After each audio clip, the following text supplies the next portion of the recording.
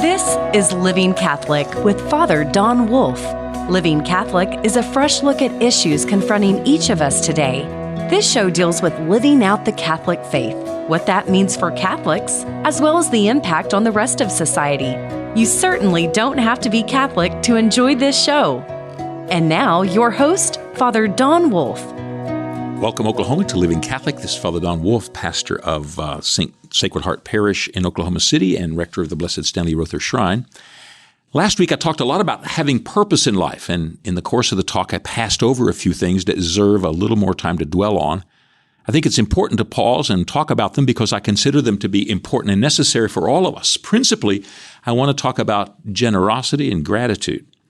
These are two attributes of human living that actually are linked together so closely, we might even consider them the same thing looked at from two different directions. And I have to say, as a pastor for the last many years and as a Catholic, we have to spend a lot more time cultivating gratitude and generosity among ourselves these days. We've not always done so, and I think now is the time to do it. And the reasons are straightforward. It's because we've lost a great deal of the spirit of gratitude in our lives. Oh, that might sound like a relatively minor aspect of modern living. I think it's deadly to our spiritual lives. And if we don't recover this aspect of our lives, its absence will continue to do a lot of damage among us. I begin with a brief example from the past just to show I'm not talking about this generation compared with the people of my generation or something like that. The example, in fact, comes from my mother's hometown of Okarche, Oklahoma. It's just 25 miles to the northwest of Oklahoma City. We've all heard of it. If you drive through the town these days and keep your eyes open, you'll notice a couple of things. Obviously, first, it's the place where people come from all over to eat chicken at Ishan's, which, considering they do no advertising and no promotion and depend exclusively on word of mouth, is in fact quite an accomplishment, especially for a tiny, out-of-the-way place. Another aspect of the town is its attention to the example of Father Stan Rother. There's a visitors center at the local parish, which is just 2 blocks from the chicken place, and there's a statue of Father Stan outside of the church in the north parking lot. Okarche is, of course, his hometown. People also come from miles around to have a chance to see the statue, to hear about him, to visit the place where he was born, baptized, and raised. And there's a local church. Although Okarche is a very small town, it boasts a supremely ornate church, which has been one of the crown jewels of Catholic churches throughout the state for more than 100 years. From the stained glass windows to the pillars and arches decorating the interior, it's a wonderful example of prairie Gothic design that the forefathers in the parish there thought was an apt expression for their faith. Okarche may not be unique as a small town, but it is one of a kind in having these attributes. No other place in the state can boast them, which is why people come to see the place. But there are also other hidden things to remember about Okarche that are not obvious to the casual visitor. The first is the grade school. The school was founded when the parish was opened, and it has functioned for more than 100 years, educating the kids of the town, which is not overt. And what is not overt is that Okarche also had a Catholic high school for many years. At its heyday, it was the largest high school in town. The public school was dwarfed by it. The building's still there and used by the school for classrooms and a gym, a kind of remnant of what once was. As part of this element of the parish, there's also a very large convent on the parish grounds. Today, it's been converted into spaces for religious education, adult gatherings, the parish youth group, and offices for various ministries. But it was built to house the many sisters who lived and worked there in the parish for generations. It was a vital part of the infrastructure of Catholic life there. For decades, sisters came to live and work in Okarche, becoming the vital link in the passing on of the Catholic faith from one generation to the next, as the parish carried out its principal work of keeping the faith alive and active in the changing landscape of rural life. And the most hidden part of the history of the place is the large open area just across the main highway west of the parish church. That large open space is where the Catholic hospital was located. That's right, the parish of Okarche, this small town northwest of Oklahoma City, had its own hospital that it had been founded by and staffed by sisters. It formed the other link in the wholesale care of the people of the parish of Holy Trinity. From the cradle to the grave, they could be embraced by the life of the church. And for decade upon decade, they were. Every Catholic's life was woven into the life of the parish and was marked by the sacrifice and service of the sisters and priests who lived there. It's almost impossible to imagine it now, but this was what everyone who lived there experienced and expected as part of their Catholic life in that spot. It's no wonder Okarche has always been different, has always had a unique place on the map of Oklahoma. There was not another place like it in the whole state. But in the long run, this gigantic example of investment and benefit couldn't be sustained. And it happened because those who were the most direct beneficiaries of it didn't appreciate it. Eventually, the beautiful structure, the whole thing together, began to wobble and then collapse when there were no more young men and women available to staff it. There came a point at which it was not possible to find the sisters and brothers and the priests to make this small town function in the way in which everyone had become accustomed to. At a certain point, there were no longer young men and women who went away to the convent and to the seminary, preparing themselves to take their place in the line of service and sociability that defined the place. Something happened. It's that something that has begun to define our age. Of course, looking back over 100 years, we can mark a huge number of factors when it comes to the changing landscape of life. There's the fact that farms and farming have changed so immensely, it's no longer possible even to imagine that a 160-acre farm could sustain a family of 4, much less one of 14, of which there were many 100 years ago. A bushel of wheat sold for the equivalent of $30 all those years ago. Today, it's about $6.50. That makes a difference. Families have become smaller as children have turned from an asset to a liability, and they have no utility until they reach about 25 years old. Plus, opportunities for women have opened up far beyond the exclusive possibilities of teaching and nursing that were available all those years ago. And communication and leisure have undergone a gigantic revolution no one could have imagined all those years ago either. In 1923, the pastor of Okarche lived in a bubble of support and isolation, the product of his town and its place on the map. Today, 2023, the town is linked to the larger society in intricate and exhaustive ways. The changes are mighty and comprehensive over these last 10 decades. But one of the greatest changes is the level of gratitude that has changed. Those who have been the most richly blessed have become unaware of their own riches. Rather than being struck by all they were able to receive, everybody simply took it in stride. Not because they were bad or particularly evil, but just because they were like all of us. The last thing we're able to see is our true position in the face of the world. We just take for granted what we have, and we hardly notice what it is. There's a great example of this phenomenon in the famous movie, On the Waterfront. I don't know if the producers of the movie knew exactly what they were saying when they included this particular scene, but it encapsulates the phase of history lived out in the town of Okarche. Now, as you know, the movie On the Waterfront describes the drama of a struggle against the corrupt forces in the dock workers union in California. The story begins when a young man is killed because he's done something to expose part of the corruption. This young man wants to do something because his father is a dock worker, but never gets enough hours to pay the bills. He lives in dire poverty. His son wants to see his father succeed, and he wants his life to be better. His best friend, played by Marlon Brando, goes to the family home to pay his respects. And while he's there, he talks to his young friend's sister, who's just come back from college.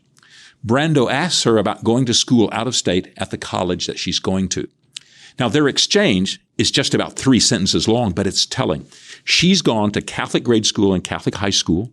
She's done well in her studies, which is why she's gotten to go to college, although her family is so poor they can barely put food on the table. Not only has she gone off to college, it's all the way across the country, which means that she's been gifted with the means to go to school, to get back and forth, to earn a degree, and occupy a position in society. The casual viewer might not know this, but she's been the recipient of the generosity of the entire Catholic system and the untold hours of sacrifice and commitment on the part of sisters and priests that developed the system. She's a person with no resources of her own. She's now on the point of finishing college, and all of this has been sponsored by the religious sisters who've helped her for the last 16 years in a row to go to school without asking anything in return. Brando asks what it's like to go to a Catholic college, and her response is, the sisters won't let you do anything. Now, it's all perfectly understandable. We know the trope of the strict nuns and their ideas about pure womanhood and their fear of what might happen to girls exposed to the cruelties of the world. And the movie plays on those tropes and passes over them without a moment's exposition. It sets the girl up as a possible love interest on the part of Brando, who is himself distant from the church and its expectations and promises. And no doubt, on the part of the viewer, we're all supposed to understand the church is present, but it isn't helping much in this situation where all of the relationships in this town and among its workers have been corrupted. But that one sentence encapsulates the striking lack of gratitude that marks the entire society of that time and at our time. What's there for this young girl whose life has been utterly transformed by all the opportunities she had? What's there is simply taken for granted, especially because it's been given to her. The more she's surrounded by it, the less she appreciates it for what it is, and the less the viewers understand it for what it is. All the viewers take it for granted too. We might call it the rich child's curse, and that's accurate enough. The rich child only knows what he knows, and he's never experienced the burden of not having. He doesn't know what it's like not to have what he has. So there's no space in his life even to imagine not having, much less experiencing some sort of lack or something missing. But that term, the rich man's curse, puts it out of our reach. We're liable to imagine that since we're not rich, this kind of unappreciative response is reserved to somebody else. But in fact, it's a temptation for all of us. We're all liable to look at what we've got and decide it's just the way the world is and doesn't touch us at all. But the truth is different. We've been surrounded our whole lives by extraordinary acts of generosity that have made our lives better. And often, we don't pause long enough to be aware of just how generous and just how extraordinary these situations really are. Now, it could be we're just ingrates who don't care and aren't going to. And there's something to be said for that. Certainly, I've known such people in my life, and their ignorance is matched only by their incuriosity. They don't know, and they're not interested in knowing the sum of sacrifices that have formed their lives. You might call it the privilege of never having to say you're sorry. And I don't know any way out of such a trap of being so unaware that you can't be aware of the unawareness other than to find out that what it's like to be without. But that's for another time. There is a certain element in that in all of us, no matter who we are. Most of us, for example, are completely unaware and unappreciative of what it took our parents to raise us until we become parents ourselves. To have a place, to expect food on the table, to settle the conflicts and heal the wounds in family life, and all of the 1,000 different things that were part of everyday life, we're mostly blind to. Not to mention the facts that mom and dad aren't given lists of instructions and infused wisdom when it comes to making sense of their world. They have to decide what to do and then do it in the face of confusion and uncertainty. Most of the time, this is as invisible to us as the oxygen we breathe. I, myself, was completely blind to the struggle necessary to make my seminary work, for example, when I was there. As a student, I was completely self-absorbed, and the talk about budgets and personnel and initiatives and job descriptions and curricula just bored me. I never gave them a moment's thought, and I never had to. It was all simply there before me, and I received it with no more thought than a collie eating out of a golden bowl.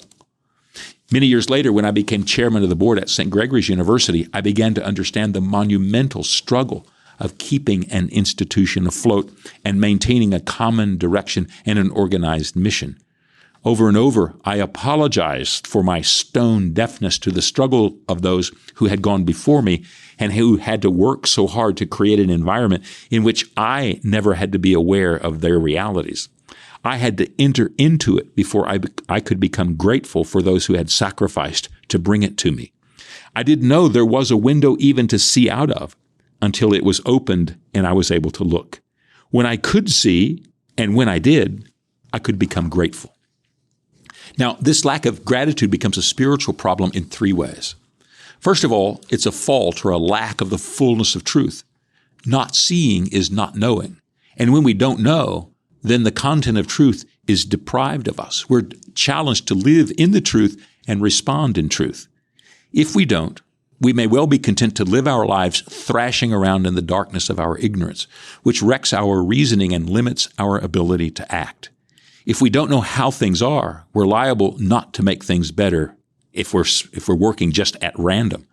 Not only that, if we don't know how things are, if we're not aware of what it takes to make our world, we can actively ignore all that has made our world a place of good and blessing. If we do that, then the blessed and the good can evade us, and we'll never know why. The second is that learning to be grateful is to acknowledge a set of meanings larger than the sum of what we have. Unless we begin to understand the framework of life as something larger than what we see and experience in the here and now, we'll never have the chance to place what's here and now and in any kind of perspective. The danger of this is that what we have will simply be the collection of the things and experiences that have come our way. We'll never have a chance to measure or evaluate them. If all we know is that going to the right college, for example, is important, our measure of things will be which college and under which circumstances we've gone. And that we'll be able to measure, and all that we'll be able to measure is whether we've gotten what's there. The accumulation of what we've gotten becomes the only measure of life. If all there are credentials, then the one who has the most is the only one who matters. And our lives will be measured by the credentials we lack rather than by the ones we have received. And that will be true of any measure. Money, success, opportunity, achievement, position, whatever the yardsticks are. If they become the sole measure of life, then our life becomes a combat to get the most. And in getting the most, everyone is defined by what's missing rather than by what's gotten. Rather than gratitude for what's given, there's only resentment at what we've not yet gotten. We see this every day in contemporary society. The streets seethe with anger and resentment as everyone measures his or her life according to what is not yet there or not yet gotten. And every gift from our past into our present, say our health and well-being, the possibility of education and achievement, transportation and the ease of life, the machines and systems that alleviate us from back-breaking work, the general safety and expectation of order, the relatively benign pathways to prosper and live for the coming generation, all those things, and the other 1,000 things our society have provided, all are discounted and thought of as nothing. What our grandparents longed for and desired to achieve by a lifetime of work and dedication and luck, the street regards as the minimal starting point of a half-decent life. If all there is the things of life, then not having is the only measure we can point to. And since all of us doesn't have something, there's always something to be disappointed in, something to resent not having. In such a place, even the faintest hint of gratitude never sees the light of day. And just as an aside, we've reached a point in our society in which it has become a small industry to be resentful even of the names given to us. The trauma some people experience at being so-called dead named, that is, called by the names they were entrusted and given when they were born, is regarded as the greatest betrayal possible of the human person. We can't find even the smallest measure of what it means to be grateful if it means we can't pile up the things in life we define as our due. In a world in which the only definition of life is to have everything, to lack anything is a tragedy. No wonder we live at a time in which 25% of young women describe themselves as not being grateful for the body they were entrusted with when they were born. Life defined by lack is a labor. And finally, the greatest spiritual problem we encounter is a lack of generosity. If there's no gratitude, then there can be no generosity. The world of society and the structure of reality is built on generous giving. This is the heart of how we go about living in the world. The air we breathe is given to us by the cycle of nature generously. Our soils are fertile and our crops are grown through the splendidly generous outpouring of the natural among us. And family life is possible only when mom and dad are gifted with the next generation and are generously filled with the prospect of children they cannot imagine and cannot account for by their mere lives, no matter how much biology and sociology they might know. And God has poured out the creation on us and woven us into the glory of the life we had in an act of supreme generosity. So if we want to draw close to God, we do so by imitating the divinely generous act of God among us. This is the heart of the concern about our life of gratitude. Unless our measures are outside of what we have and what we can get, then we're liable never to enjoy the goodness of life. That's why we have to open our eyes to be grateful for what we've been provided, and then in realizing it, decide how to respond generously to the opportunity we give. Because that is the greatest spiritual question facing us. Will the life of giving and receiving in gratitude and generosity end with us? Will there be enough giving to sustain the life we want? Or will our world be marked by a lack of giving and receiving? That's mostly known as death. The mark of real faith is the generosity of those who are gripped by it. For almost 200 years, the Catholic Church in the U.S. was defined by the generous giving of the hundreds of thousands of its religious who did extraordinary work in every sphere. It seems those on the frontier and in the rough cities of our founding were grateful for what they received and were generous in return. Those of us who have received so much, we seem much less so. It's an intricate subject to the possibility of many challenges. Let's begin by opening our eyes and being thankful for what we have. Spend a moment doing that, and then look out and see if there isn't a reason to give in order to sustain what we've gotten. I think you might find with enough gratitude, giving looks like the next blessed thing. Back in just a moment.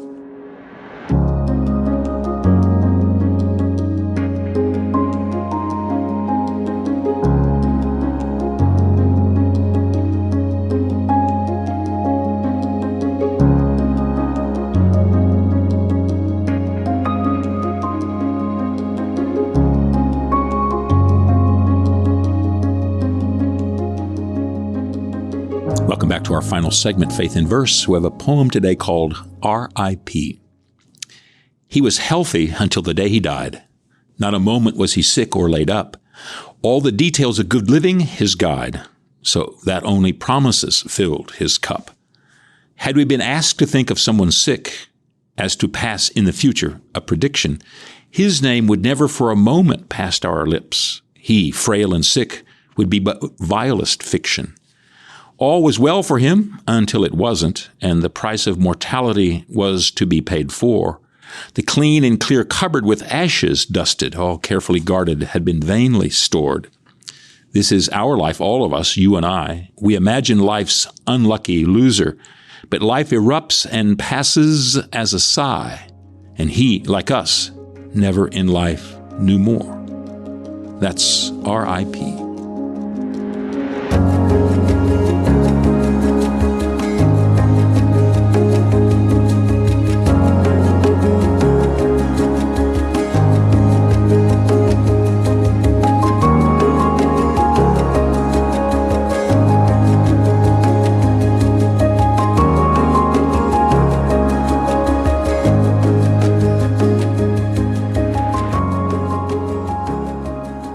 Goodness of life, of course, is something that we continually understand of ourselves, mostly as we look back. It is a real growth in the spiritual life and real growth in human maturity to begin to be grateful for and to appreciate the fullness of life that we experience today. But if we can do that, then, of course, the goodness of life is what fills us because, to be able to be grateful for what we have is one of the greatest blessings that there is. In the weeks to come, I hope to be able to experience and to reflect a good deal on this great goodness in our own lives. I hope that you're able to join us then. Living Catholic is a production of Oklahoma Catholic Radio. To learn more, visit okcr.org.